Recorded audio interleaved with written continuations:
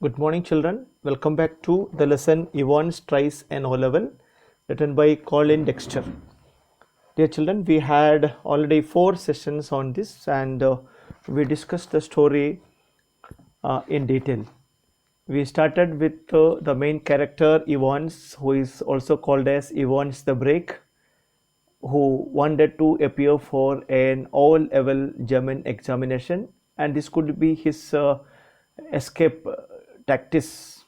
Okay, so the prison officers and authorities made all such precautions that this man should not escape from the prison once again. So in that respect, they made the room very tight, in the sense they kept a bugging instrument so that each and every dialogue could be heard by the governor, and also they arranged the invigilator from a church, Mr. McClary, and he was also searched by the prison officer Jackson and Stephen. And finally the examination started by 9:20, a little late, and there also there was a correction slip from the examination department, and that was conveyed to the examinee, that is Mr. Evans, and Stephen was also instructed to escort McClary after the examination to the main gate. But after Stephen's coming back to check whether Evans was safe inside the cell, he could see another McClary who was in bleeding state, and he made a cry, and Jackson came to his help, and finally the matter was disclosed that Evans already escaped from prison, and the wounded McClary was ready to offer his help to find out the escaped Evans. Dear children, and in that respect, the governor telephoned detective superintendent, that is Carter, and he also came there, and in his car McClary was taken to hospital. Here we stopped, and let us continue the text. We are at page number 83.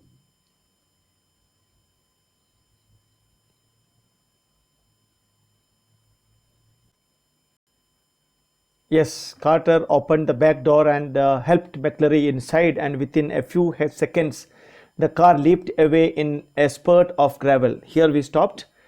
Elsfield Way, McClary had said, and there it was staring up at the governor from the last few lines of the German text.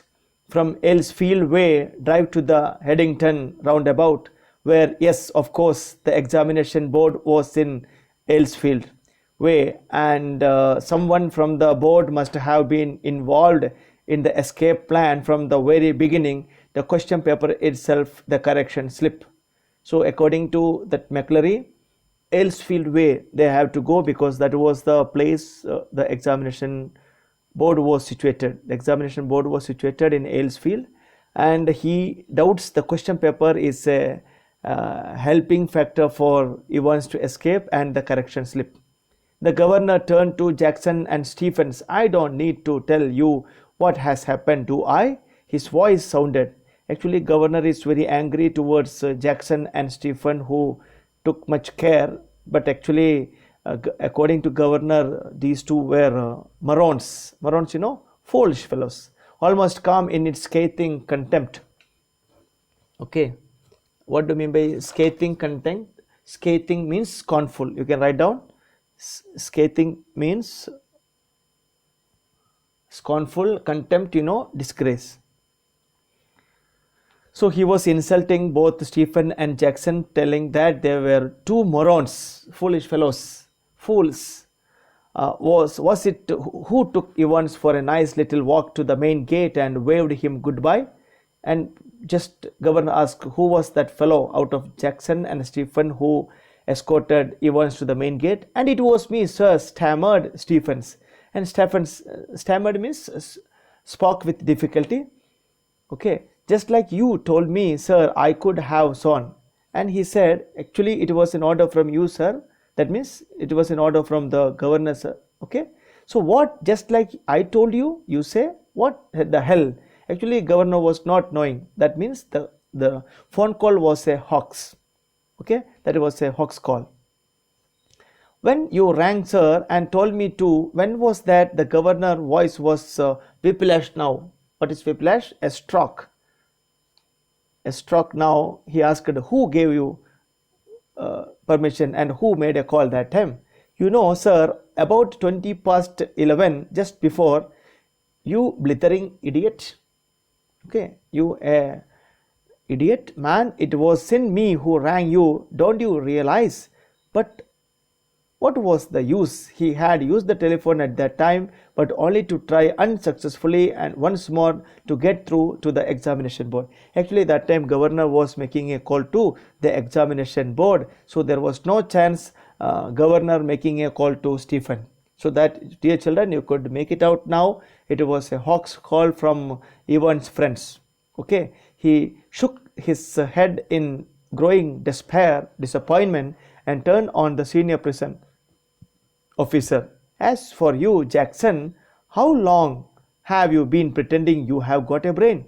So governor is insulting Jackson, telling whether he has got a working brain. I will tell you something, Jackson, your skull's empty. And according to governor, Jackson's skull is empty, absolutely empty. It was Jackson who had spent 2 hours in Evan's cells the previous evening, and it was Jackson who had confidently reported that there was nothing hidden away there, nothing at all, and yet Evans had somehow managed to conceal not only a false beard, a pair of spectacles, dog collars, and all the rest of the clerical paraphernalia. You know, paraphernalia means particular item required for a particular activity. For example, now he has used all the items meant for a clerical person. For example, that man was a parson, and how he could manage all those dress. But also some sort of weapon with which he had given McClary such a terrible blow across the head.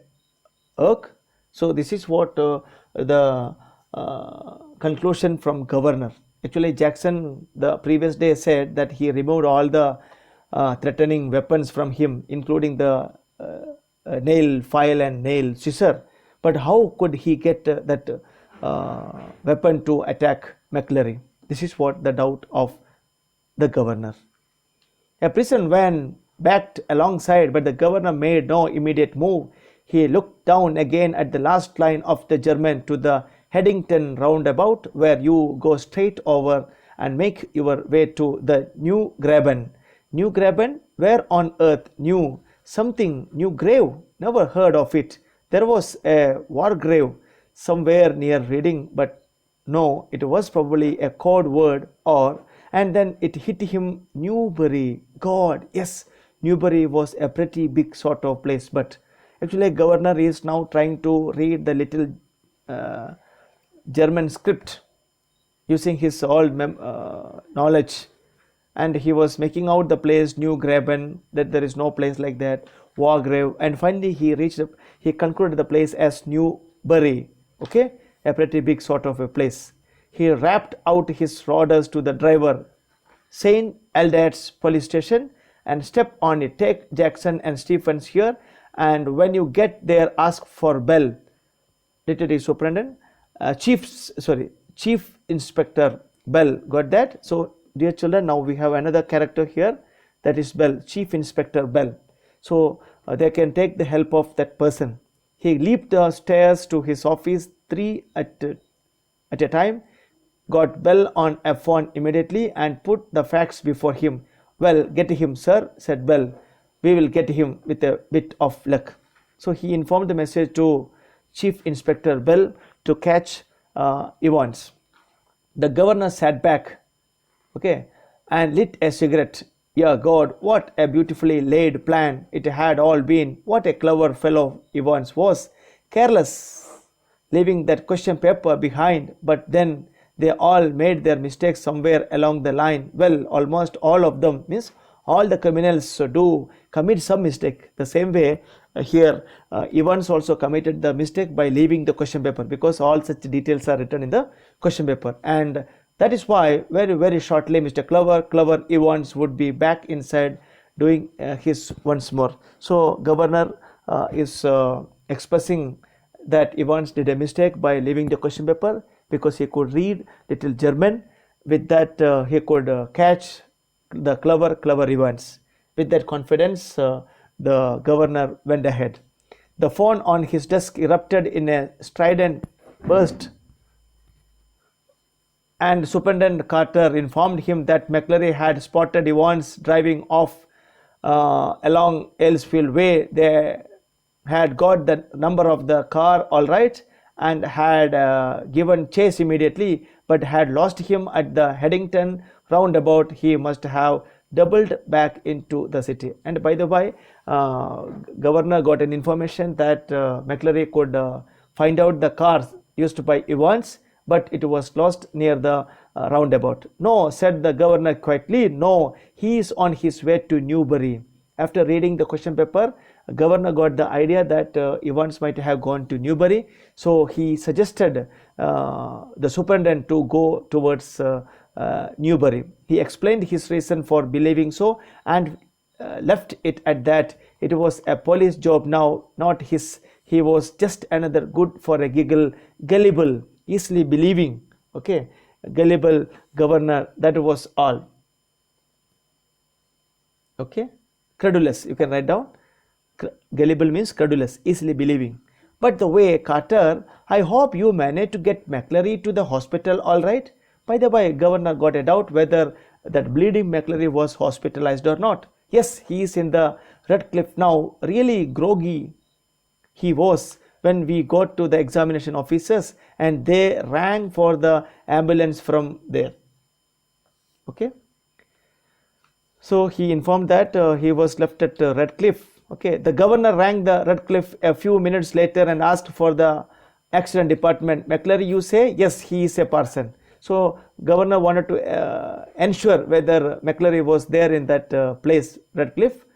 I don't think there is anyone, but he got a message that there was no person like McClary. Yes, there is. You will find one of your ambulance picked him up from Aylesbury way about, but he was picked from in an ambulance from there. Oh, that, yes, we sent an ambulance all right, but when we got there, the fellow had gone. No one seemed to know where he was. Just vanished, not a sign. Actually, that ambulance came and vanished, not a sign. But the governor was no longer listening, and the truth seemed to hit him with an almost physical impact somewhere in the back of his neck. Actually, governor was feeling the pain on his neck. That means he is much worried and in a distressed mood. A quarter of an hour later, they found the Reverend S. McClary securely bound and gagged in his study in Broad Street. He had been there, he said, since 8:15 a.m. when the two men had called. And actually the real Reverend McClary was gagged. What do you mean by gagged? Put cloth or something into mouth so that the person cannot speak. Okay, that is what gagged. In film you might have seen, dear children, you might have seen in film and all, now they use plaster to make a person unable to speak. But gagged means to fill or stuff in some cloth so that a person cannot speak. So that was the condition of that real McClary. That means the McClary who came to invigilate Evans was not the original McClary. Enquiries in Newbury throughout the afternoon produced nothing at all, and by tea time everyone in the prison knew what had happened. It had not been Evans impersonating McClary who had walked out. It had been Evans impersonating McClary who had stayed in. So this is what you have to underline and learn. Dear children, there could be a question framed out of this dialogue. So you have to be very particular about who was the real McClary and who was Evans who escaped from prison. So we will stop here and we will discuss about in detail tomorrow. So we will make a review of what we have discussed so far. Okay, so what is the ending question here for all of you? It had not been Evans impersonating. What is impersonating? Changing the appearance. For example, I am dressing up like Narendra Modi, so I am impersonating Narendra Modi. You got it? So impersonating, changing the appearance, disguising. Otherwise we can call disguising. Impersonating McClary who had walked out. It had been Evans impersonating McClary who had stayed in. Okay, actually Evans was the real one as inside. The person who went out is the real McClary. Okay, but the impersonated person, that means Evans, only giving foul information to the authority and escaping. Okay, so here we stop, and so today we started from page number 83. Okay, that McClary was taken to hospital. Meanwhile, governor wanted to enquire Stephen and Jackson about the escape of the person, and he insulted both of them, calling them like morons. Okay, and governor even doubted how Evans could manage all the paraphernalia of a clerical appearance. I mean that McClary's dress, and having known to read a little German, governor could make out a few places where Evans might have reached. Okay, and with that direction he sent Jackson and Evans to find out, along with that officer, Chief Inspector Mr. Bell, and later on they got a message that Evans could be spotted and at the same time escaped from the roundabout at Aylesfield. Okay, but governor instructed Carter to drive towards Aylesbury, sorry, Newbury, because that would be the place. Okay, and meanwhile they got the information that the real Reverend McClary was gagged. Gagged means, I told you, putting gag or old cloth in somebody's mouth so that the person could not speak.